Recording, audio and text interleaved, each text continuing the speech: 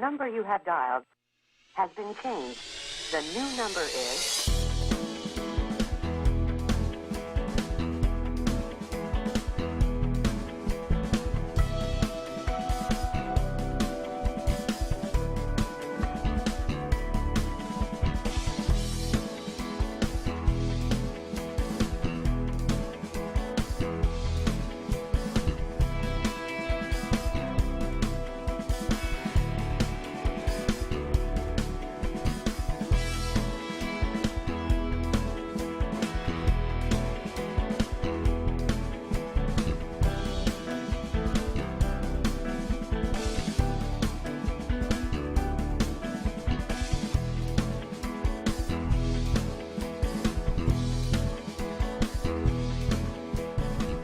This is your captain speaking, and on behalf of me and the entire crew of Flight 316, we would like to thank you for flying with Studio Adventure Airlines.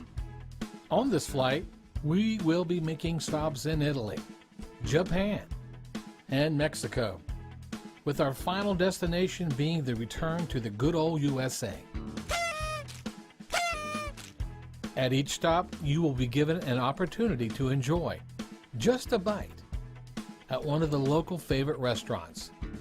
You will also visit the capital city's Welcome Center, where you will learn interesting but sometimes odd facts about that country that will have you wondering, is that for real? Get out of here! Also included in each stop will be the time to take a favorite movie in of missionaries from long ago that answered the call. So we would ask that this time that you make sure your seat backs and tray tables are in their full upright position and that your seat belt is correctly fastened. Also, your portable electronic device should be placed in airplane mode until the announcement is made upon arrival. So thank you for joining us, and sit back and enjoy the flight.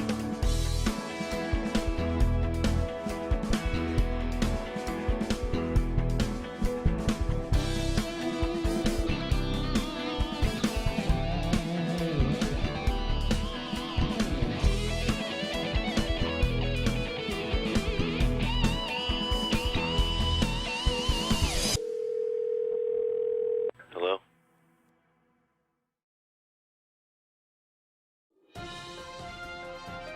Now it's time for... Is that for real? Did you know Mexico is one of the largest countries in the world? It is located on the continent of North America, bordering the United States to the north and Guatemala and Belize to the south. It is one of the only few countries with more coastline than land borders. It is a country of high mountains, deep canyons, sweeping deserts, and dense rainforest. The Mexican flag shows 3 bands in green, white, and red. The emblem on the white shows an eagle standing on a cactus with a snake in its beak.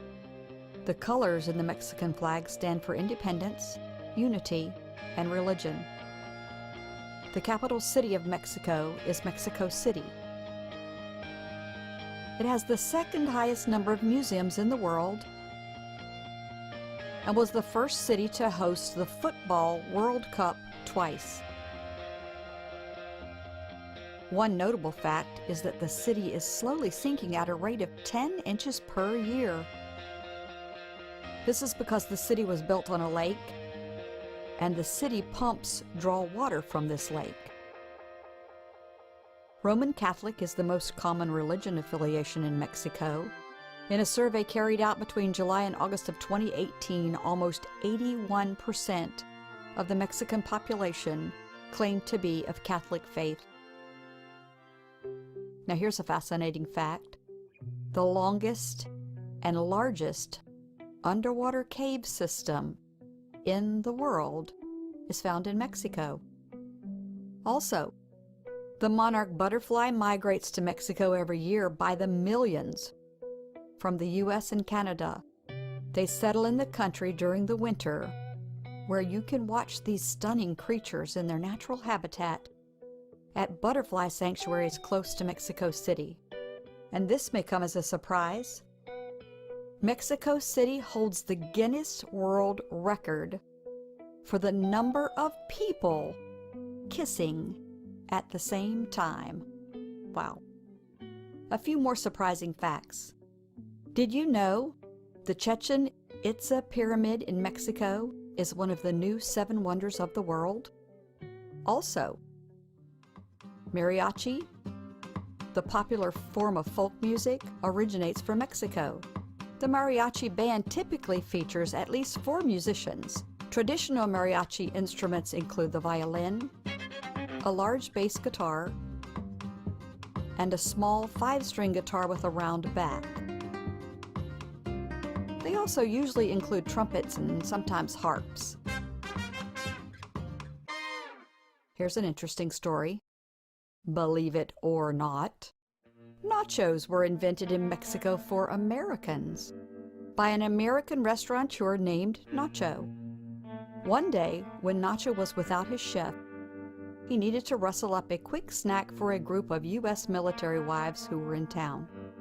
So grabbing what he could find in the kitchen, he fried tortillas and served them warm with grated cheese and jalapeno peppers.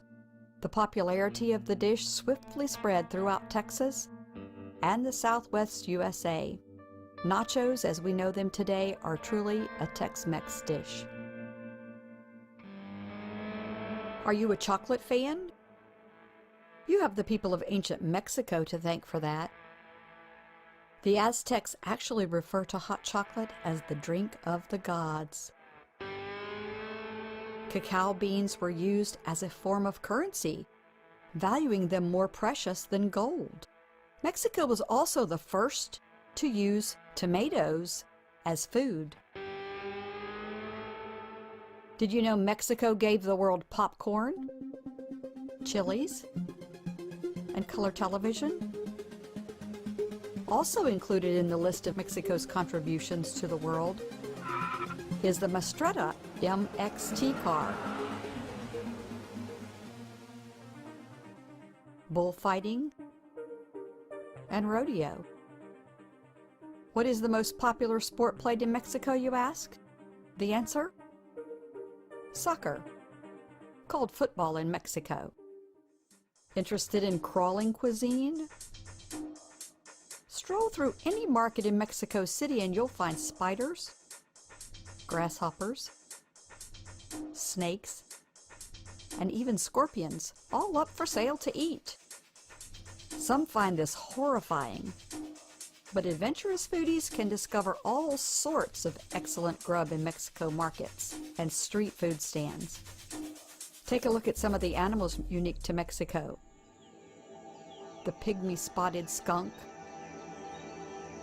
the banana bat, the Guadalupe fur seal, and the Cozumel raccoon, just to name a few. The rainforests of eastern Mexico are home to many tropical plant species and animals like the jaguar and the quetzal birds. Finally, and this is my favorite, when English is translated to Spanish, your text is likely to be 15 to 25% longer. The reason for this? Spanish is more detailed, poetic, and expressive. It uses more words to describe some things the English language would probably sum up in just one word. In Mexico, kids don't often get many presents on Christmas Day, but instead, they save the gift giving for Three Kings Day. Now that's something that will make you wonder, is that for real?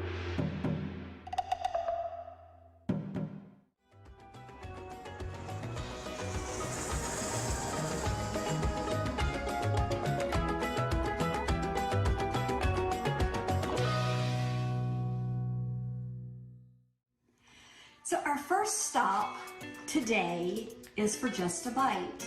We are in Mexico, and we are going to enjoy some nachos, and I'm going to show you how to make some nachos. It's a really simple recipe that I have, and you can do it great when you come home from school.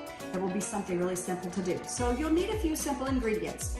You will need some chicken, and I have purchased some that's already been cooked from the grocery store. It's called Shortcuts, and we've just chopped up our chicken just a bit. You'll need some cheese, and I prefer the blend, the Mexican blend of cheese. You'll also need some Tostitos. I like the hint of lime. I think the lime makes it so delicious. Then we're going to have some jalapenos. That's kind of if you want to or if you don't. Some sour cream and some salsa, of course. What recipe would be complete without the salsa, right? So let's go ahead and get started. We're going to open our chips. And first of all, let me remind you, the very first thing you need to do, boys and girls, is to wash your hands. Now I have already washed my hands, and you're going to have to take my word for that. We're going to take some chips, and we're going to just lay them out carefully, like this. And it depends on how many you're going to serve. As to how many we'll put in. This we're just going to serve 3 people, and we're going to do a stingy serving. So let's do this. And after we've laid our nachos out, we are going to put some chicken on. Just a little bit, like that. The next thing we're going to add is the cheese. I love the cheese, boys and girls. It's one of my favorite parts. And we're just going to generously coat our chips and chicken with the cheese. Do you think that's enough? I think so. All right. Now, the next thing we need to do is we need to put it in the microwave. We're going to microwave it for about 30 seconds, just so the cheese will melt. It may take a hint longer, but you'll keep an eye on it. Put it in for 30 seconds and then check it. All right, let's go to the microwave.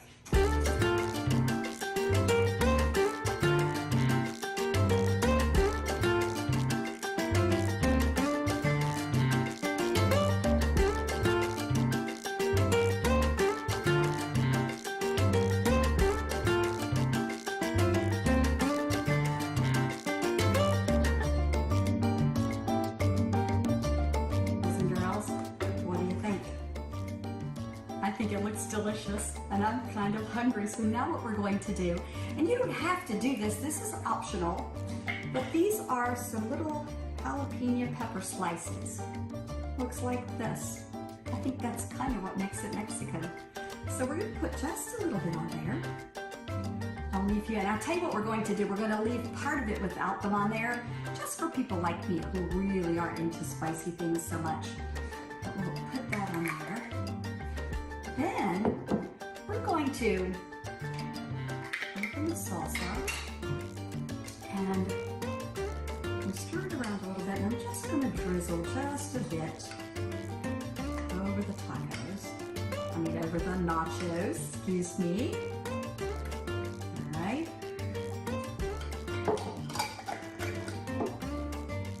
And we're going to leave the sour cream in the dish. And we're just going to use that for dipping. I think we're ready to get started, boys and girls. Let me try it. Let's see. This. A little dip of sour cream.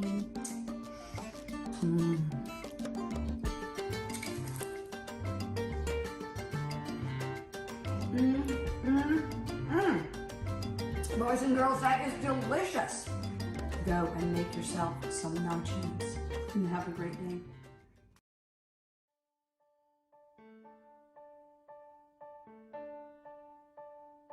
Welcome back, everyone. My name is Natalie Echeverri. I think by now you guys should know how to pronounce my last name. 26 years old. I'm from Colombia. I've been around. This is my 4th Sunday with you all, so pretty excited to be back. Fun fact that you guys didn't hear on the other 3 Sundays. I grew up as a missionary kid in Africa, and I've been in 15 countries, so that's a fun fact. Right now, he's like my little brother, and I'll tell you more in a while. This is my friend. I'm going to let him introduce himself, and I'm going to be translating again, okay? So, amigo, ¿cuál es tu nombre, edad y de qué país vienes? Hola, mi nombre es Juan, tengo 17 años y soy de Colombia. Hi, my name is Juan. I'm 17 years old and I'm from Colombia. Y estoy muy emocionado de estar acá porque en verdad quiero impactar sus vidas y poder alegrarles este día. And I'm very excited to be here because I truly want to impact your lives and to be able to share some joy and happiness with you all. Cool. Juanito. You can call him Juanito. That's how I call him, okay? This is a fun thing that we need to share. Necesitamos contarles de nuestra infancia. We come from the same high school in Bogota, in Colombia. And actually I met him when he was this tiny. He was more blonde. And like his eyes were lighter, and he was so cute. He was such a cute child, and yeah, he's a cute child still. Okay, Juan, I'm gonna be asking Juan some questions as we did on the other Sundays. Okay, so what was it like growing up in Colombia? What does it look like to be a child in Colombia, specifically, I guess, in Bogota, where you grew up? Entonces, ¿cómo luce ser un niño en Bogotá? ¿Cómo es crecer en Colombia? ¿Cómo es la infancia en Colombia? Bueno, pues la verdad, crecer en Colombia es algo que depende de tu familia, ¿sí? Well, growing up in Colombia depends on your family, on the family you have. Entonces, si tienes una familia con bastante dinero, puedes ir al colegio muy fácil. So if you have a family with like enough resources, you can go easily to school. Pero si no, tu familia no tiene bastante dinero, pues es difícil poder entrar. But if your family does not have resources, like minimal resources, you can't go to school. Pero en cuanto al entorno, es muy divertido porque puedes socializar en tu barrio y en tu propio conjunto. But it's very fun because like in the environment, like neighborhoods are really close, like the houses are very near to each other, so you have like lots of friends and you can play with them there. Sí, es así. Es muy divertido. Yeah, it is like that. It's very fun. Yeah, it's fun growing up in Colombia. Okay, Juanito, I have another question. When was the moment you realized you needed Jesus to save you? Like you needed him as a personal savior. ¿Cuándo fue ese momento que tú dijiste, ya necesito a Jesús en serio, necesito que me salve? Yo creo que fue hace 1 o 2 años cuando... I think it was a year or 2 years ago. Cuando me di cuenta que mi vida estaba siendo un sí y un no. When I realized my life was just being like yes and no. Iba a la iglesia, pero actuaba como una persona del mundo. I was going to church, but acting as a worldly person. Entonces me contradecía con mis palabras, con mis acciones. So I was not being congruent with my actions and words. Y pues así he crecido toda mi vida. And that's how I grew up my whole life. Es eso. Yeah. So, ¿cuándo sentiste que tuviste un encuentro con Jesús? So what I'm asking is, when did he feel like he had an encounter with Jesus? El verdadero encuentro. The real encounter. Yo creo que fue hace unos meses acá en Estados Unidos. I think it was only a couple of months ago here in the States with YWAM. Porque en verdad vi a Dios y vi cómo Él me ama y me perdona de todo lo que he hecho. Because I truly was able to see God and see how He loves me and truly forgives me of everything I've done. Y sí le importamos, sí le importo yo, sí le importa a cada uno de ustedes. And that He truly cares. He cares about me and He cares about each one of you. Entonces yo creo que fue hace unos pocos meses. Yeah, so I think it was only a couple of months ago. That's very awesome and I'm very glad it happened. Muy contenta que pasó. Una última pregunta, one last question. Why are you doing missions? Like because I know he has done missions in other places, in Colombia and even the Amazon, I think, right? Or Cuba? Santa Marta. Oh, yeah, North Colombia. So he has done missions, but what's the motivation behind being a missionary? Like, why are you doing this? Entonces, ¿por qué está haciendo misiones? Sé que estuviste como misiones en Colombia un poco, cuéntanos un poquito como de las misiones en Colombia, de lo que has hecho, pero ¿cuál es la motivación detrás de ser misionero? Ok, pues yo comencé en un grupo de misiones. Well, I started in this missionary group. íbamos a fundaciones, a ayudar a niños. We would go to NGOs and like help like children in orphanages and stuff. Íbamos a alegrarles el día, We were like just trying to make their day better porque eran niños que no tenían una familia establecida. because they didn't have like a well-grounded family. Like those were the kind of kids we were working with. Entonces íbamos como payasos y hacíamos obras de teatro. So we would go and make a lot of skits, and we would dress as clowns and stuff. Y pues era muy divertido porque ellos se reían junto a nosotros y nosotros podíamos compartir un poco de Dios. So that was very fun because they would like laugh with us, and we were able to share about God with them. Y pues a raíz de eso me empecé a motivar al ver tantas sonrisas juntas. Cada día me emocionaba más por ir. And every single day, after every single time I got to serve there, I was just very happy, and I think got more contagious, expecting more smiles. Like that was my motivation. I just wanted to see them happy. Sí, así ha sido. O sea, ver a un niño sonreír es el amor de Dios Like a través del niño. truly seeing a child smiling, like that's when you get to see God's love. Así es. Yeah, so ¿cuál es la motivación de hacer misiones ahora? What's the motivation behind doing missions today? When you're a missionary today, what is it that is in your heart? Ok, yo creo que en este momento la motivación I think that right now the motivation es poder dar a conocer lo que yo he aprendido. is to be able to get to share what I've learned. Porque en verdad sé que lo que yo he aprendido a cada uno de ustedes le puede servir. Because now I know that the things that I've learned can like actually work for some of you who are listening. Y pues me interesa eso, no quiero ser un egoísta al no dar lo que yo tengo. And I do not want to be a selfish person when I'm not giving out or not sharing with the things that I have. Y ser misionero implica dar lo que tú tienes a otros que más lo necesitan. And being a missionary actually means like to be able to share what you have with those who need it more than you do. Y darlo con amor, porque Dios lo puso en ti, fue por algo, por una razón específica. And to give it out with love, because God put that in you for a specific reason. Y pues la motivación es poder ver una sonrisa, no solo en los niños, también en los adultos, porque ha pasado muchas veces en este viaje. And the motivation is not only to me to see a child smiling or something, but also to see the smiles in grown-ups. That has happened a lot during this trip. Y pues Dios es el que cada día motiva más y más a poder ayudar a iglesias o fundaciones o en cualquier grupo. And I think God has been the one who has given us the motivation and like the encouragement every single time now here to work with NGOs and like churches, like to serve them and serve people. Yeah, I'm so proud of him. He's like a little brother to me, and yeah, and we get to learn a lot from him. He's only 17.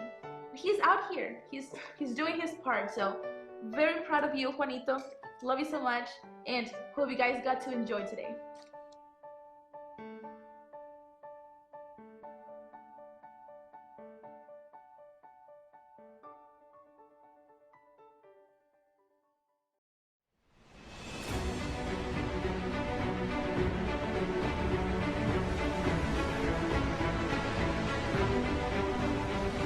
After being tossed about on an angry sea for weeks, Paul and the rest of the waterlogged and weary passengers dragged themselves from the wreckage of their ship onto the shores of an island called Malta. The friendly people of the island built a fire for the tired travelers to warm themselves. Wanting to be helpful, Paul left the group in search of sticks to add to the fire. When he returned to the group on the beach, he put his bundle of sticks on the fire. Unfortunately, Paul didn't realize that he had gathered more than sticks. As soon as Paul's bundle hit the fire, a poisonous snake that had gotten mixed up with the sticks sprung from the flames and bit Paul on his hand. The islanders saw a venomous viper hanging from Paul's hand and said, "To have survived a shipwreck only to be bitten by a snake means that this man must be a horrible person. This must be punishment for his terrible crimes." But Paul wasn't being punished. In fact, he was about to show the islanders the mighty power of God. Paul raised his hand over his head and then swung his arm down. In one quick motion, Paul shook the snake off his hand, flinging the viper into the fire. Paul took a seat by the fire among the islanders and other shipwreck survivors. Their eyes trained on Paul. Everyone around the fire sat waiting for him to swell up and die from the poison. After a long time had passed, they realized that Paul was unharmed. The islanders, shocked that Paul had survived, changed their minds and declared, "He must be a god." Near the place where the shipwreck survivors had gathered lived Publius, the chief man of the island. Publius graciously welcomed Paul and his companions as guests to his nearby estate. Publius showed them incredible hospitality for 3 days. Publius' father was gravely ill with a high fever. When Paul heard this news, he went into the man's room and prayed that he would be healed. Paul laid his hands on Publius' sick father, and the illness instantly left the man. He was healed. When the people of Malta heard about this miracle, they brought their sick to Paul, who healed them all. Publius honored Paul and his companions and gave them everything they would need as they continued their journey to Rome.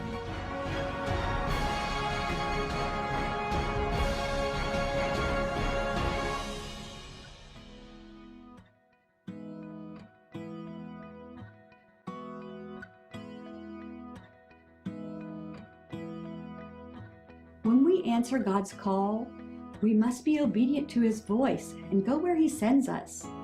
I'm sure Paul had no idea that there was such a great opportunity ahead of him to share the message of the gospel. He was probably thinking more like, wow, this is a disaster. But God promised to be with him, and as He allowed him to use him and to be in charge, he was used to bring healing to many.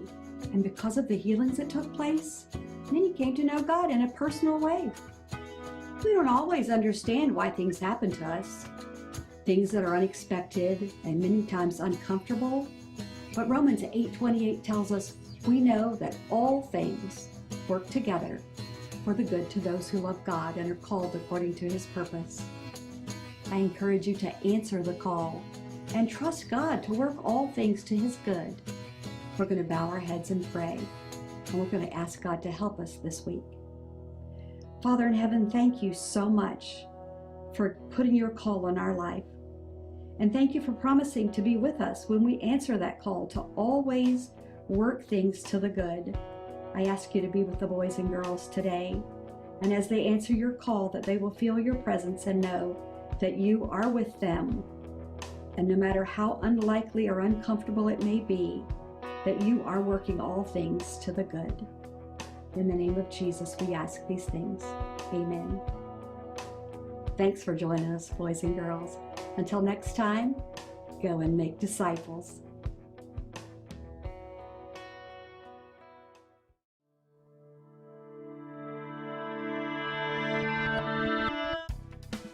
This is your captain speaking once again. And on behalf of myself and my crew of Flight 316 on Studio Adventures Airlines, we'd like to thank you for joining us and hope that you come back again. Until then, go into all the world and make disciples.